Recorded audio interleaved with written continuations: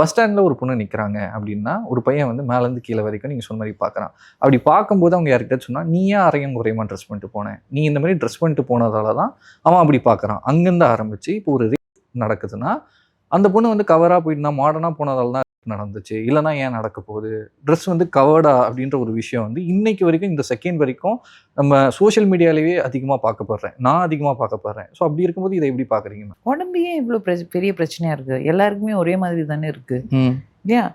Why should that be a problem? இப்போ வந்து ஒரு 2.5 வயசு குழந்தை 5 வயசு குழந்தைய ரேப் நடக்கிறதுனா நிர்பயா என்ன பண்ணா? சுடிதார் தானே போட்டுட்டு போனா, ஃபுல்லாக உடம்பு வந்து கவர் பண்ணிட்டு தானே போனா. If you see, I mean, this is all stupid excuses. உன்னோட பார்வை சரியில்லை, மற்றவங்களை பற்றி ஏன் பேசுகிறேன்? நான் என்ன போட்டாலும் என்ன, ஒரு புடவை போட்டுட்டு போனாலும் உன்னோட பார்வை எங்கே இருக்கு இல்லையா? ஸோ என்னை பொறுத்த வரைக்கும் இதெல்லாம் எக்ஸ்கியூசஸ், ஸ்டூபிட் எக்ஸ்கியூசஸ்.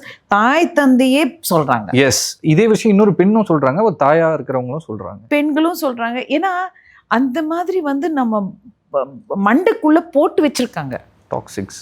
அந்த மாதிரி தாட்ஸ் மட்டும்தான் போட்டு வச்சுருக்கிறதுனால தான் இந்த மாதிரி விஷயங்கள் நம்ம பேசுகிறோம்.